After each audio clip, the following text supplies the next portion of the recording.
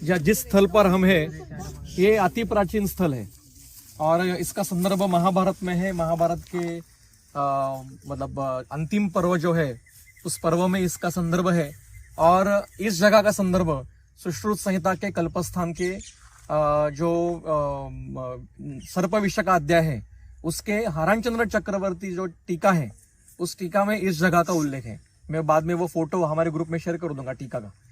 तो ये क्या है जगह, तो ये जो दिख रहा है आपको ये यहाँ जो पर्वत है बेड का पेड़ है, बेड का बरगद और नीचे गुफा है। तो ये जो पूरा जो इलाका है, ये पूरा जगह है, ये तक्षक नाग का जगह है। अब नाग का अर्थ सर्प ये तो है ही, लेकिन नाग का अर्थ शब्दशः सर्प ऐसा नहीं है। तो ये एक प्रकार की वन जाति मनुष्य जाति थी और जो विष के प्रयोग करती थी, गंभीर विषय के प्रयोग करती थी, ऐसा एक अनुमान भी कर सकते हैं। तो महाभारत की कथा जो है वो पहले आपको बताता हूँ कि तक्षक की यहाँ पे मतलब उसका एक गांव था, यहाँ के उसका जगह था, उसकी यहाँ रहने की जगह थी।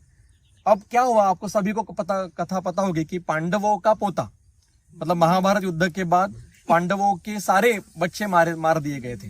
द्रौपदी के 5 बच्चों को अश्वत्थामा ने मारा था, अर्जुन के इरावण, अभिमन्यु और बाकी के जो बच्चे थे वो भी मार दिए गए थे। भीम का घटोत्कच मार दिया गया था। सभी बच्चे मतलब वंश कुछ बचा नहीं था। केवल अभिमन्यु का जो उत्तरा पत्नी थी वो गर्भवती थी और उसके ऊपर अश्वत्थामा ने ब्रह्मास्त्र फेंका और फिर कृष्ण के कारण वो बच गया और उसका नाम था परीक्षित राजा। जब ये राजा परीक्षित बड़ा हुआ मतलब पांडवों के बाद वो मतलब युधिष्ठिर के बाद वो राजगद्दी पर बैठ गया और फिर उसने कई साल तक अच्छा सा राज कारभार पूरा किया, सब खुशहाल थे। और एक बार क्या हुआ, वो सारा नियम से चलने वाला था, लेकिन बोलते हैं ना कि कभी कभी कारण लगता है कुछ नाश मतलब होने के लिए, मतलब किसी घटना घटने, नाश नहीं बोलूंगा मैं, घटना होने के लिए कुछ कारण लगता है। तो एक बार वो मृगया करने के लिए गया था, तो एक ऋषि बैठे थे इस ध्यान के लिए। अब वो उनका कुश शरीर सब देख के वो उनके पास आ गया और उनको वो समाधि में थे। तो उन्होंने पूछा कि मुझे यहाँ पानी कहाँ मिलेगा, खाना कहाँ मिलेगा। तो उनको वो बोलने लगे क्योंकि समाधि में थे। तो उसको इतना गुस्सा आया और क्रोध के कारण वहां पे एक मृत सर्प पड़ा हुआ था, तो सर्प उठा के उसने उनको गले में डाल दिया। तो जब वो ऋषि की समाधि खुल गई तो उन्होंने उसको शाप दे दिया कि आपकी मृत्यु तक्षक के विष से हो जाएगी। तो अब परीक्षित को तो मतलब तय 7 दिन में आपकी मृत्यु हो जाएगी। 7 या कुछ समय दिया था उसमें, हाँ 7 दिन दिया था। तो परीक्षित ये हो गया। अब काश्यप ऋषि जो थे वो उनके पास चला गया क्योंकि उनके पास उसकी विद्या थी, विष नष्ट करने की विद्या थी। तो काश्यप ऋषि यहाँ पे आए और तक्षक को बोला कि आपने परीक्षित जी को आप मतलब हुआ है तो आप ये छोड़ दीजिए क्योंकि वो देश का राजा है, उसको आप मत मारिए। तो बोला नहीं, अब जो शाप दिया गया है उसमें मैं कुछ नहीं कर पाऊंगा, उसको उसका कर्म का फल भुगतना पड़ेगा। तो वो होने के बाद काश्यप ऋषि बोले कि देखो आप उसको दंश करो, मेरे पास ऐसी विद्या है कि मैं उसको पुनर्जीवित कर दूंगा। तो तक्षक बोला ये पॉसिबल ही नहीं, इम्पॉसिबल है। तो बोला मैं करके दिखाता हूँ। तो तक्षक ने क्या किया, यहाँ पे एक बड़ का जो मतलब पेड़ था उसको दंश किया, तो उसका पूरा राख का ढेर हो गया। तो काश्यप ऋषि ने नदी से, ये जो नदी है यहाँ से पानी लिया, उसको अभिमंत्रित किया और उस राख के ऊपर वो पानी छिड़कने से उसका फिर से पेड़ बन गया। अब वो जो पेड़ है वो अभी भी आपके सामने है, आप देख रहे होंगे। उसके ऊपर के जो पत्ते हैं वो नए पुराने पत्ते, ये नए पत्ते ये येलो वर्ण के हैं। वास्तविक उल्टा होता है और जब ये पत्ते गिर जाते हैं, जब पुराने होते हैं वो हरे वर्ण के हो जाते हैं। उल्टा है क्योंकि ये विष प्रयोग से मृत होकर फिर से जीवित हो चुका है। इस वृक्ष की आयु हो करके चुकी, आप पास जाएंगे तो आपको उसका विस्तार पता चलेगा। ये कई हजारों मतलब कम से कम परीक्षित को 5 से 6 हजार साल हो गए, क्योंकि युद्ध को 7,000 साल हुए, उसमें से आगे 500-400 साल, क्योंकि उस समय 400 साल की आयु थी। तो 5,500-6 हजार साल इस वृक्ष को भी हो चुके हैं। अब ये हो गया तो तक्षक को पता चला कि इसको उपाय है। तो फिर तक्षक ने काश्यप ऋषि के मतलब उनको चकमा मारकर फिर उसको फल में जाकर कीटक का रूप लिया, उसके सेब में या कोई जो फल था उसमें जाकर वो परीक्षित, हाँ वो कोई जो फल था बेर में था, और जब उसने खाने के लिए वो ये किया तो उसमें से वो बाहर आया, उसे दंश करके उसको मार डाला। और फिर उसका गुस्सा लेकर उसका जो पुत्र था जनमेजय, उसने सत्र आरंभ किया, नाग सर्प यज्ञ शुरू किया। और जब तक्षक को स्वाहा, मतलब सभी नाग उसमें स्वाहा होने चले गए, मतलब उसकी आहुति पड़ने लगी। जब तक्षक का समय आ गया तो वो इंद्र के पीछे छुप गया। तो आपको पता होगा संस्कृत में कहते हैं कि इंद्राय स्वाहा तक्षकाय स्वाहा। मतलब कभी कभी अच्छी कोई आदमी किसी बुरे चीज को बचाने की कोशिश करते हैं तो अच्छे को भी मारना पड़ता है।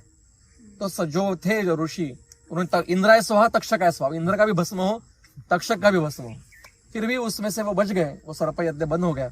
और उस यज्ञ में महाभारत बताया गया है जनमेजय को कि आपके पूर्वज ऐसे थे। और फिर वो लिखा गया है, महाभारत जो लिखा गया है वो महाभारत के समय नहीं लिखा गया है, वो जनमेजय मतलब उनका परपोता, पांडवों का परपोता के समय वो लिखा गया है और व्यास जी ने बताया सभी। तो ये पूरी कथा है।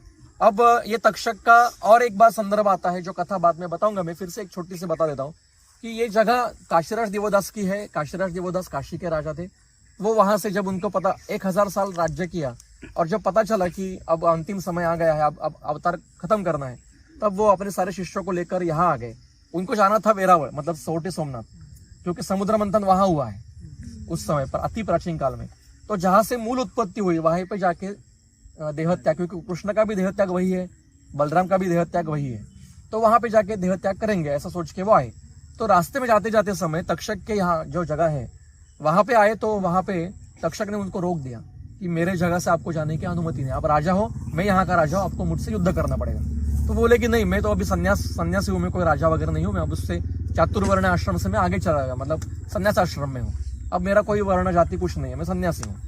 तो वो कहने लगा नहीं ऐसा नहीं होगा। तो युद्ध हुआ। तो युद्ध में तक्षक ने उनके पीछे दंश किया काशीराज देवदास को। अब काशीराज देवदास के पास ऐसी शक्ति थी कि उनके केवल दृष्टि से किसी भी चीज का वृक्ष उतर जाता था।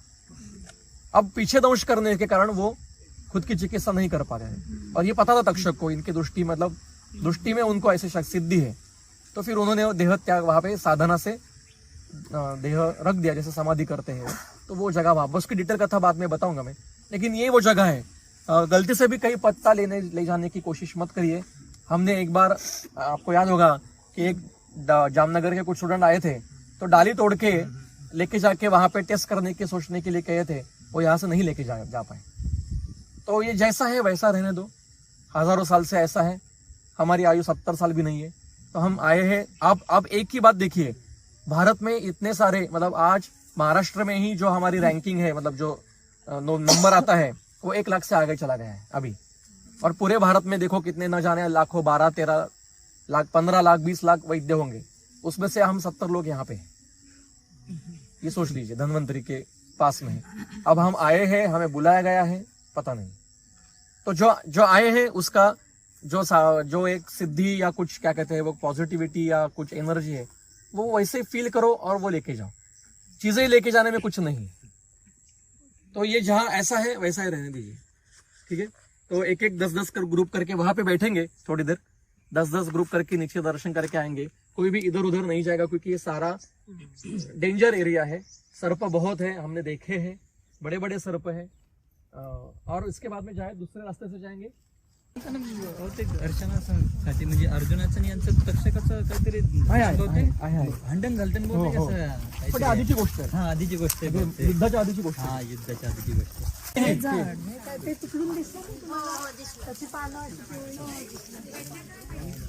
देखिए कितना बड़ा पेड़ है, देखिए कितना बड़ा है, देखो तक्षक का गुफा है नीचे। ये अति प्राचीन स्थल है, अति प्राचीन 7,000 साल तो कम से कम हो चुके हैं इस पे। चलो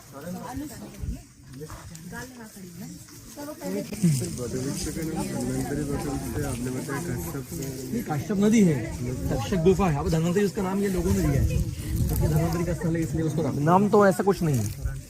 प्राचीन वट वृक्ष है ये, धन्वंतरी का कुछ यहाँ पे कुछ नहीं है। वो जो आप बोल रहे थे स्टैम्प तोड़ी थी, तो वो उन्होंने बिश्नोई सर वगैरह ने तोड़ी। हाँ बिश्नोई, तो वो लेके क्यों नहीं जा वो भूल गए यहाँ पे, यहीं पे भूल गए। मतलब आप 2-3 बार प्रयास हुआ, ये नहीं लेके जा पाए। मेरा अभी एक छोटा सा ग्रंथ चौखम्बा ने पब्लिश किया है, चौखम्बा ने, उसका नाम है आयुर्वेद के ऐतिहासिक स्थल और व्यक्तित्व। आपको कहीं पे मिलेगा चौखंबा से तो आप ले लीजिए, उसमें इसका डिटेल वर्णन फोटो सब है। ये तक्षक नाग की गुफा है और यहाँ धन्वंतरी जी का जो स्थल है देहोत्सर्ग का, उसके पास में गुफा है, बहुत अंदर नीचे जमीन में है। पहले ये सारा मिट्टी का था, लेकिन वो दब जाने के कारण गांव ने ये सब खुला करके फिर से सीमेंट का भी ये पक्का बना दिया गया है। तो यहाँ ये मूर्ति भी बहुत प्राचीन है तक्षक नाग की, और ऐसा अनुभव भी है और मानते भी है यहाँ पे कि अगर यहाँ पे दर्शन लिए और मन्नत मांगी या कुछ मन्नत मतलब कुछ भी हाथ जोड़ के विनती की, तो जिनको सर्प भय है या जिनको सपने में नाग आते हैं, डराते हैं, सर्प का भय होता है, वो सब चला जाता है, बुरे सपने चले जाते हैं। और ये बहुत जागरूक, 1 साल तक कुछ नहीं होता, ऐसा अनुभव है हमारा। बहुत विद्यार्थी जो आते हैं उनको वो बोलते कि सर अभी वो नहीं आ रहे सपने में। तो बहुत ही जागरूक स्थान है। और क्या कहते हैं, महाभारत का, जैसे हमने पिछली वीडियो में देखा कि जो जगह है वो उसका ये मूल स्थान है, तक्षक जी का मूल स्थान है ये।